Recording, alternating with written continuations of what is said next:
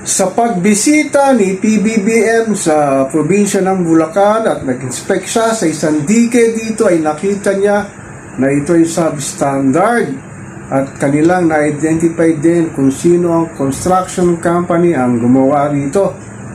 Sana naman hindi ito isang moro-moro lamang, press release at photo ops ni Pangulong Bongbong Marcos Jr. Sana umpisahan na ang investigasyon sa mga sinasabing contractor na congressman o congressman na naging contractor. Sabi nga ng kanyang anak na si Representative Sandro Marcos ay hindi dapat manggagaling sa loob ng Kongreso ang mag-iimbestiga sa mga sinasabing kontratrista na congressman na nagkamal ng bilyong piso sa sinasabing infrastruktura at mga budget sa flood control na sanhinga ng pagbaha sa Metro Manila at sa labas ng Metro Manila itong mga nagdaang linggo na talagang lumangoy at lumusong sa baha si Juan Pasangcos kasama ang daang-daang Pilipino na talagang apektado sa baha. At ang nangyari nga, ilang araw lamang na sinasabi nagkaroon ng leptospirosis ang ilang daang Pilipino at ilan sa kanila ay nangamatay.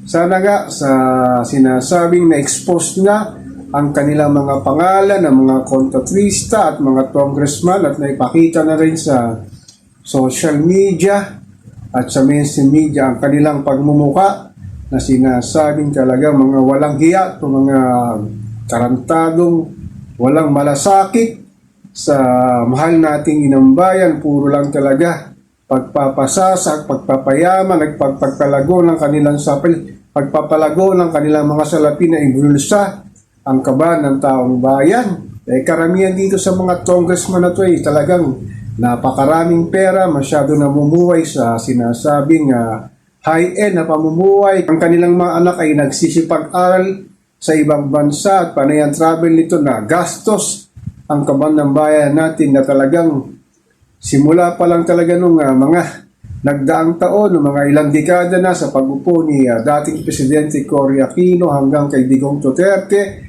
at ngayon nga kay Bongbong Marcos Jr. Sana naman magkaroon na ng sinasabing makulong yung mga politikong, mga congressman na ito na sinasabing mga magnanakaw talaga sa kaban ng bayan at ito wala at ang kakapal ng mga mukha nito hindi na ikinahiya ang kanilang mga ginagawa, kundi man lang ang kanilang mga kamag-anak, kapatid, sinasabing member ng pamilya, nagsipagtayo ng construction company para nga makapasok sa proyekto ng ating mahal na inambayan sa pamamagitan ng budget insertion.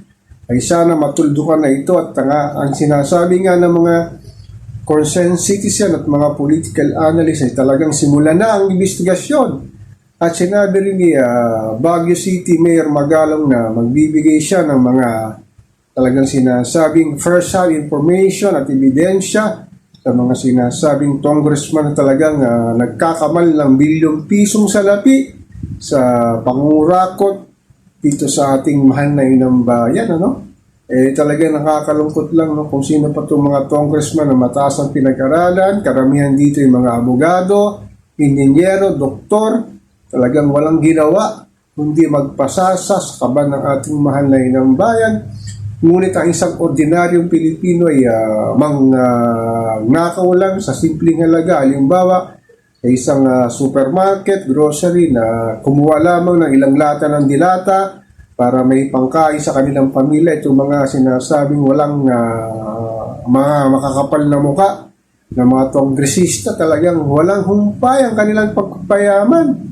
Ang sabi pa nga ng ilang conscientious citizen, itong mga congressman ito ay talagang marunong din Hindi raw talaga pinalalaki ang kanilang bahay pero naglalagay daw ito ng basement pababa o sa ilalim ng kanilang bahay para itago doon ang kanilang mga salapi na kinamkam. So makikita mo raw sa labas ng kanilang mayatahan, akala mo ordinaryong bahay lamang, yung pala naghukay na sila ng basement para doon ilagay ang pondo, ang salapi na kinamkam nila sa ating mahal na inambayan. Sana matuldukan na ito sa pamamagitan na sinasabi ni PBBM na mananagot kayo at mahiya naman kayo sa taong bayan ay talagang meron ng makulong dito at hindi isang moro-moro lamang, palabas lamang para bumango ang kanyang pangalan.